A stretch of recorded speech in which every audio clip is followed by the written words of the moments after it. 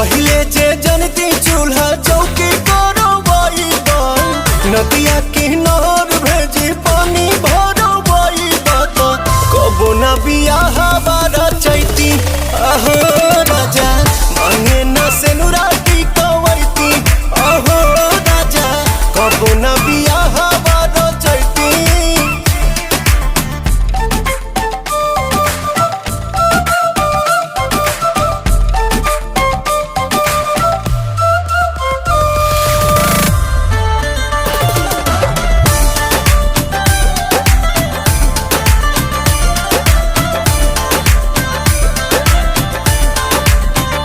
साड़ी दिहल पापा जी के गाड़ी दिहल पापा जी के जौना पर घूमी तू ऐस करेला कबहू खर्च नहीं कैस करेला